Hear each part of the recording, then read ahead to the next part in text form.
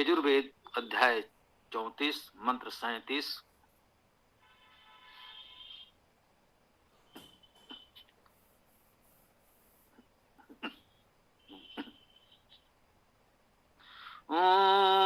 उत इदानीं भगवन्तः स्याम् उत प्रपेत्वे उत मध्ये अहेनाम् उत उदिता मघवन् सूर्यस्य वयं देवानां सुमतौ स्याम्।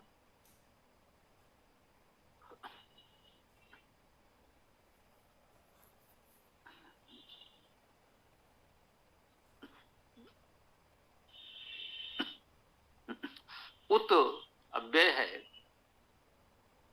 तथा के अर्थ में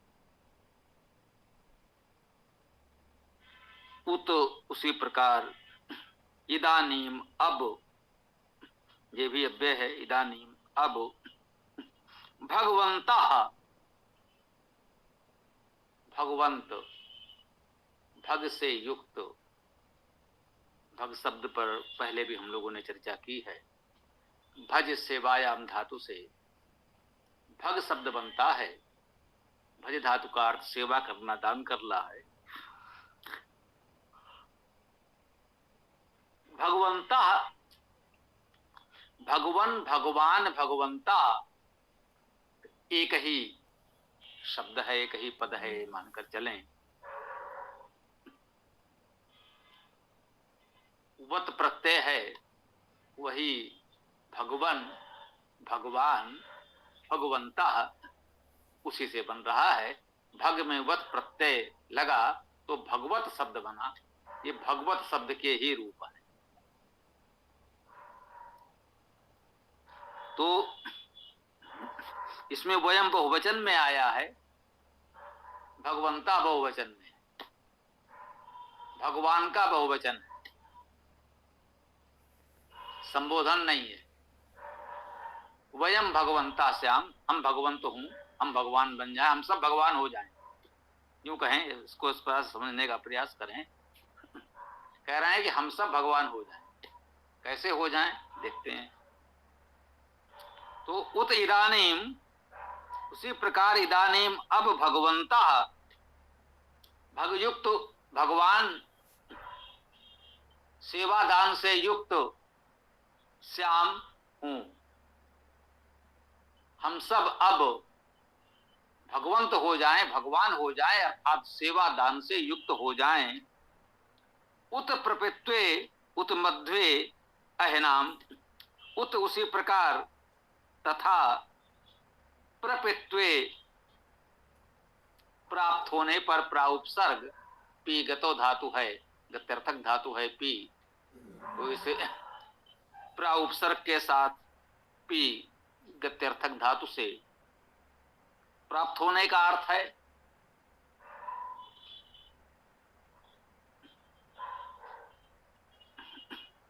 प्रवृत्ति प्राप्त होने पर, उत उसी प्रकार, तथा मध्य, मध्य में अहनाम, अहनाम, अह धातु का अर्थ है व्याप्त होना, व्यापक होना। अहनाम का शाब्दिक अर्थ हुआ व्यापकों में।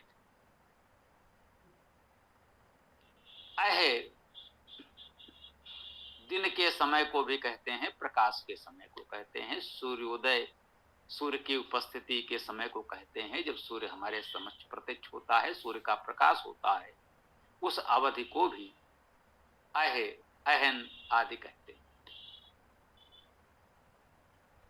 इसे इस प्रकार समझ सकते हैं। धातु जर्थ के साथ योगरूढ़ अर्थों की बात भी हम लोग बता रहे हैं। तो जब सूर्य का प्रकाश व्याप्त होता है, उस अवधि को अहन, अह कहते हैं, जिसे वर्तमान लोक भाषा में सहजता से आप समझें तो दिन कह सकते हैं। दिन की अवधि अह, अहन शब्द से व्यक्त की जा रही है, व्याप्त होने के अर्थ में। तो ऐसा कह सकते हैं, जब सूर्य का प्रकाश व्याप्त होता है वह समय। शाब्दिक अर्थ कह दें, अहनाम का अर्थ है व्यापकों के, व्यापकों में। मध्य, मध्य में,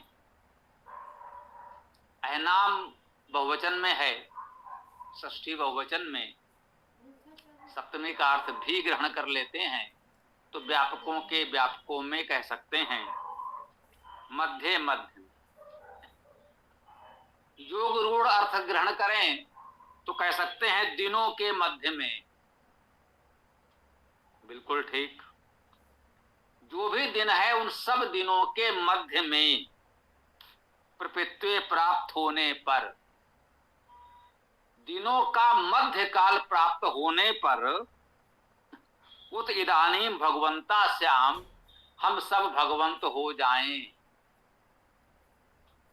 दिन के मध्य में हम सब भगवंत हों, सेवा दान युक्त हों, हम सब भगवान हों।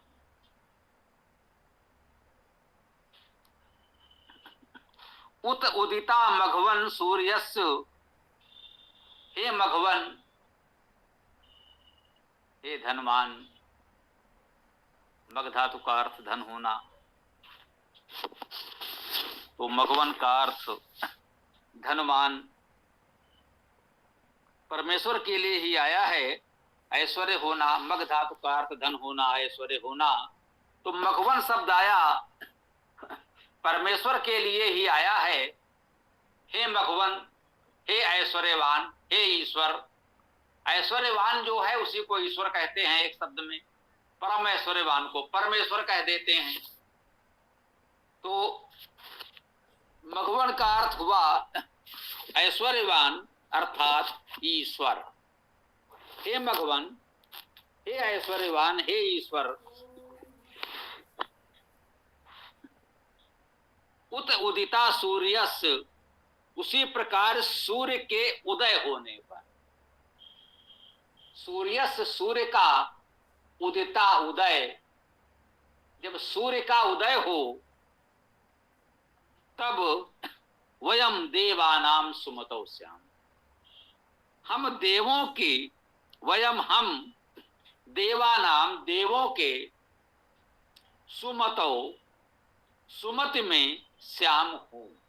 शब्दार्थ तो बहुत सरल है। जो अब तक आप वेद कक्षा से जुड़े हुए हैं तो ये शब्द सभी आपके परिचित होंगे। अतः बहुत सरलता से इसको हम लोगों ने व्यक्त कर दिया। बहुत अधिक कुछ शब्दों के विषय में बताने की आवश्यकता नहीं पड़ी। उत इदानीम भगवंता श्याम, कह रहे हैं कि उस प्रकार से अब हम सब भगवंत हो जाएं, सेवादान युक्त हो जाएं। उत प्रपत्ते उत मध्य अहनाम, उसी प्रकार से अहनाम, व्यापकों के मध्य में या दिनों के मध्य में हम सब भगवंत हो जाएं, भग अर्थात सेवादान से युक्त हो जाएं। उत उदिता मघवन सूर्यस्य, हे मघवन, हे ऐश्वर्यवान, हे ईश्वर। उसी प्रकार सूर्य के उदय होने पर वयम देवानाम सुमतो श्याम, हम देवों के सुमति में हो, उत्तम मति में हो। सुमति सो उपसर्ग और मन धातु है, उससे मति बना। मति शब्द हम लोग जानते हैं, मति शब्द कैसे बना? मन धातु में ति प्रत्यय लगा तो मति बन गया। ये जो ना है, अस्वर है, इसमें कोई स्वर नहीं है, इसे हलंत भी कहते हैं। तो ये हलंत या अस्वर ना है, उसका लोप हो गया, ये लुप्त हो गया। जैसे गम धातु से गति बनता है, गम धातु में ति प्रत्यय जुड़ा तो गति हो गया। इसमें भी मां हलंत है, अस्वर है, उसका लोप हो गया, वो मां लुप्त हो गया।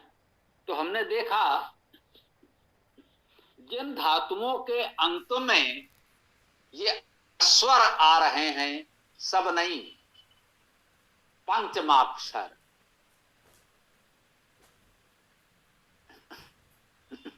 स्पर्श व्यंजनों के जो 5 वर्ग हैं उच्चारण स्थान के अनुसार, उनमें जो पांचवें वर्ण हैं, पंचमाक्षर कहलाते हैं, पंचम वर्ण कहलाते हैं, यदि वे अंत में हैं और वे अस्वर हैं, हलंत हैं, तो ते प्रत्यय जोड़ने पर उनका लोप हो जा रहा है। अन्य प्रत्ययों के जोड़ने पर भी कहीं लोप होगा या नहीं होगा, वो हम व्याकरण नहीं पढ़ा रहे हैं, वो विस्तृत व्याकरण अलग पढ़ेंगे आप प्रत्ययों के विषय में। तो ये बताने का भाव यही था कि इतना आप समझें कि व्याकरण के नियमों से इस प्रकार से हलंत वर्ण का, अस्वर वर्ण का लोप हो गया। मन धातु से मत शब्द बन गया, सुपसर्ग है। सु अर्थात उत्तम, सुंदर, अच्छा, सुष्टु, तो भी कहें। सुमतो, सुंदर मति में हूं। कुल मिलाकर मंत्र की भावना इतनी सी है कि हम सब लोग भगवंत हों, भग अर्थात सेवा दान से युक्त हों, यथा संभव सभी समय हो, जब सूर्य उदय हो तो हम इसी प्रकार से भग को धारण करें, भगवंत हो जाएं, और सदा जैसे सूर्य सदैव उदित रहता है, सूर्य अस्त नहीं होता, केवल पृथ्वी का जो भाग सूर्य के समक्ष सम्मुख होता है वहां प्रकाश होता है, दिन कहते हैं। सूर्य तो सदा उदय रहता है, सूर्य कभी अस्त नहीं होता। सूर्य का उदय और अस्त होना हमारे सापेक्ष है। जिस पृथ्वी के जिस भाग पर हम हैं वो भाग सूर्य के सम्मुख है, तो सूर्य दिखता है, उसे आप सूर्य का उदय होना मानते हैं। और जब वह भाग सूर्य के दूसरी ओर हो जाता है तो सूर्य नहीं दिखता, उसे आप सूर्य का अस्त होना कह सकते हैं, रात्रि काल कह सकते हैं। तो जैसे सूर्य सदा उदय है, उस भाव से भी समझ सकते हैं। हम उसी प्रकार से सदा देवों अर्थात दिव्य जनों की सुमति में, उत्तम मति में रहें। जो देवजन हमें उत्तम मति विचार देते हैं, उसके अनुसार हम अपना जीवन यापन करें तो अति उत्तम होगा। यह संदेश इसमें दिया गया है। यही संदेश अगले मंत्र में भी प्रतीत हो रहा है, और वह भी ऐसे सरल सा ही मंत्र है। आइए देखते हैं। ओम यजुर्वेद अध्याय 34 मंत्र 38।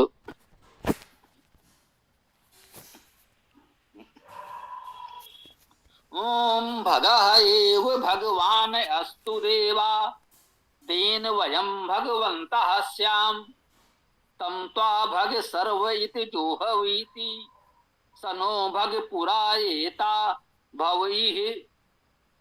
इसमें भी वही कह रहे हैं, भगः एव भगवान अस्तु। भगः जो दान सेवा है, एव ही भगवान भग युक्त अस्तु हो। भगः एव भगवान अस्तु, ये सब सूत्र वाक्य जैसे बन जाते हैं, इनको स्मरण रख सकते हैं सूत्र वाक्य के समान। भगः एव भगवान अस्तु, भगः जो सेवा दान करने वाले हैं, ये वही तो भगवान अस्तु हो, वही तो भगवान होते हैं। भगवान और किन्हें कहते हैं? भगवान कुछ काल्पनिक नहीं है, दूसरे लोक परलोक की बात नहीं है। यही कह रहे हैं भगवान कौन है? हम ही आप भगवान हैं। कौन? भगः एव भगवान अस्तु, जो भगः अर्थात सेवा दान करने वाले हैं, वही तो भगवान अस्तु, वही भगवान होते हैं। देवा देवजन, जो देवजन प्रकाशमान विद्वान सेवा दान करने वाले हैं, वही भगवान हैं, उन्हीं को भगवान कहते हैं। हमने आपको बताया था कि वैदिक और संस्कृत साहित्य में ऋषियों को, विद्वानों को भगवान कहा गया। जो भगवान ऋषि हैं उन्हीं को भगवान कहते हैं, विद्वान ऋषियों को ही भगवान कहते हैं। राजाओं को देव संबोधन तक तो दिया गया है, भगवान नहीं कहा। भगवान संबोधन सर्वोच्च है, सर्वोच्च सम्मान है। किसी व्यक्ति को भगवान से संबोधित करते हैं, उसे हम सर्वोच्च सम्मान देते हैं, और यह सम्मान हमने विद्वान ऋषियों को दिया है, राजाओं को नहीं, चक्रवर्ती सम्राटों को नहीं। ये भी हमारे ध्यान में रहना चाहिए। तो कह रहे हैं सेवा दान से युक्त ही तो भगवान होते हैं, ऐसे देवजन भगवान होते हैं। तेन वयम भगवंता श्याम, तेन उनके द्वारा, उनके साथ, वयम हम लोग, भगवंता भगवान, श्याम हूं भगवंता भगवान, भग से युक्त, सेवादान से युक्त भगवान श्याम हूं। ये बता रहे हैं भगवान है कौन, कौन है? देवा देवजन प्रकाशमान विद्वान, जो भगा अर्थात सेवादान करने वाले हैं, एव भगवान अस्तु, वे ही भगवान होते हैं। तेन वयम भगवंता साम, उससे हम भी भगवान हो जाएं।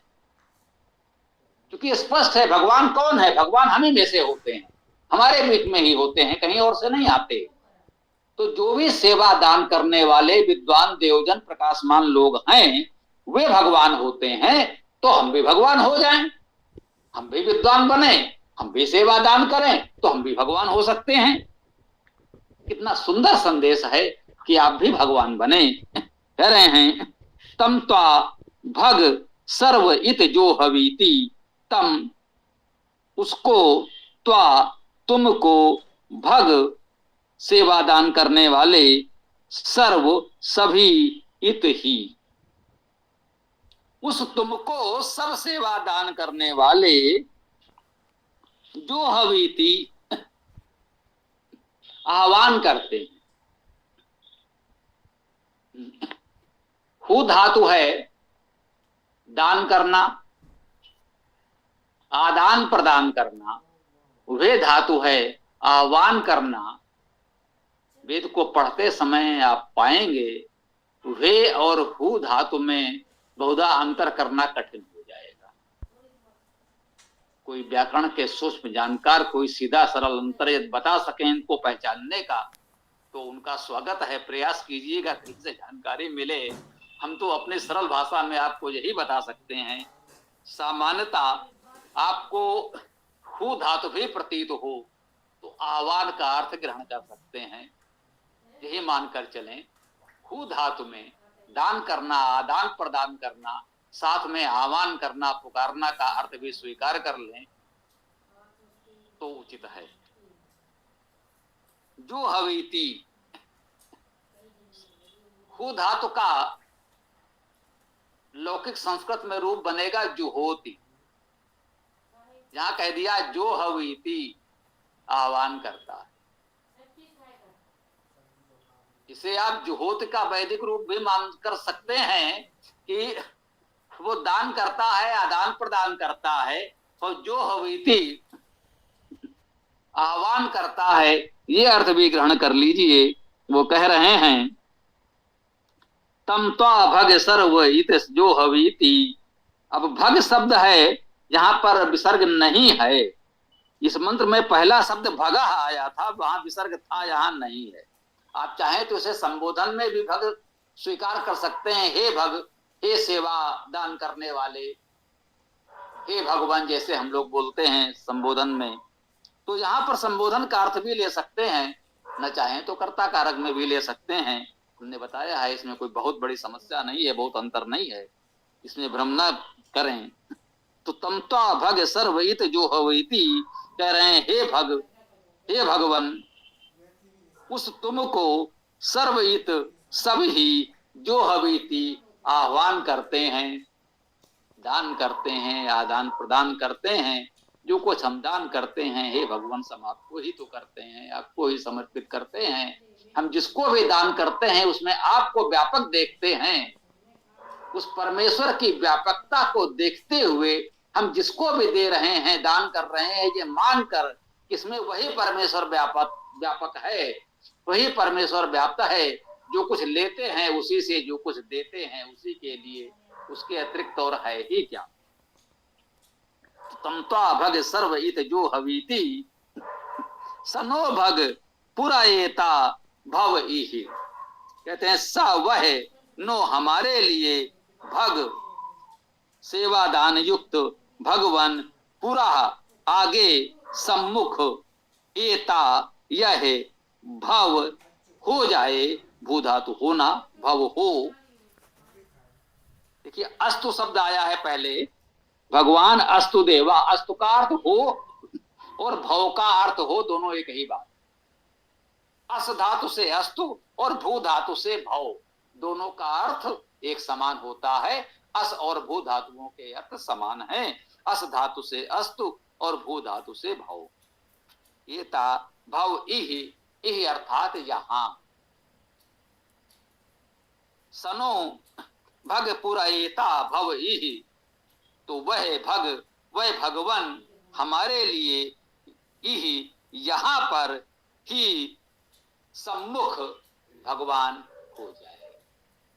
वह भगवान हम सबके बीच व्याप्त है और हम सबको भी उस भगवान के इस सेवा दान गुण को अपना कर उसकी व्यापकता को अनुभव करके हम सबको भगवान होना है।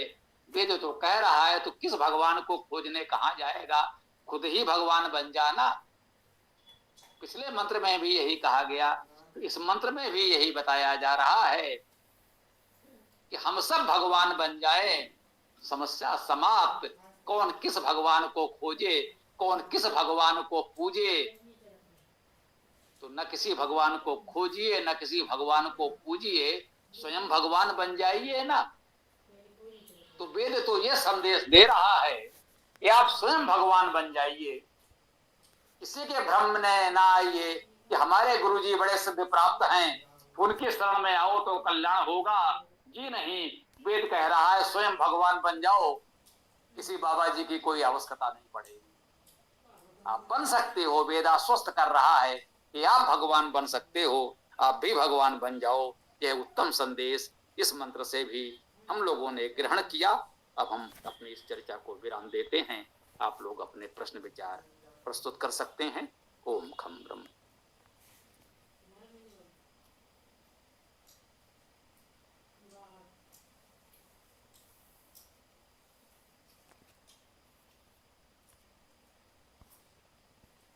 स्वामी जी नमस्ते। ये जो शब्द है इज्जोहवीति, तो जो बोलचाल में एक शब्द आता है किसी दूसरे को प्रणाम करना, जिसको जुहार बोलते हैं, क्या ये उसी से जुड़ा हुआ शब्द है?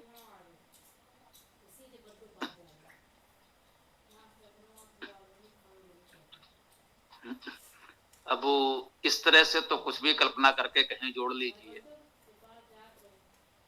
किसी व्याकरण के विचार से या वेद के भाषा में कहीं तो हमको ऐसा प्रतीत नहीं हो रहा है। और प्रणाम के संदर्भ में तो यूं समझे कि समय प्रणाम के लिए अपने अपने भावना विचार के अनुसार कोई कुछ भी बोल देता है। देवनागरी के प्रचार के लिए ऐसे ऐसे साधक हुए हैं, हो सकता है आपने भी सुना हो। वे लोगों से प्रणाम के स्थान पर जय नागरी बोलते थे। जैसे लोग जय राम जी की बोल देते हैं, या कुछ भी इस तरह से हम कहते हैं, जय हिंद बोलते हैं। तो ये तो एक प्रकार से हम एक संदेश देने लगते हैं और कोई भी शब्द अपना लेते हैं। इसीलिए एक प्रयास कुछ लोग ये भी कर रहे हैं कि भाई हमारा वैदिक संस्कृत में मूल शब्द तो नमस्ते है, हम लोग नमस्ते ही बोलें। देश काल परिस्थिति की आवश्यकता के अनुसार इस तरह के अनेक शब्द प्रचलित हो गए होंगे, तो अब वो अच्छा है कि जो मूल शब्द है प्रणाम का, नमस्ते प्रणाम, वही बोलें तो उचित है।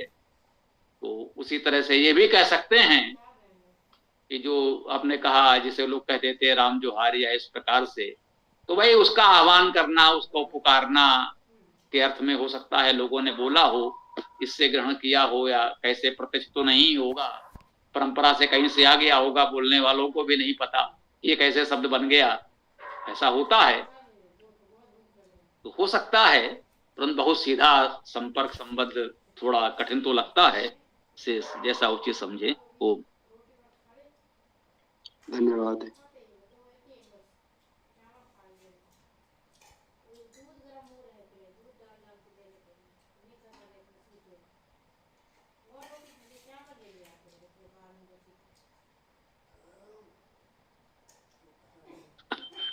जी, किसी का कोई प्रश्न विचार हो तो प्रस्तुत करें, अन्यथा वेदाष्टक पाठ करें। समय भी हो ही गया है। देखिए सीताराम जी, जो भी उचित हो आगे बढ़ाएं। ओम। जी स्वामी जी, किसी साथी का प्रश्न हो तो वह रख सकता है, अन्यथा वेदाष्टक पाठ की ओर बढ़ते हैं। स्वामी जी, भगवान किसे कहा जा सकता है? दानी और सेवा में तो ठीक है, लेकिन कितना दानी कितना सेवा में?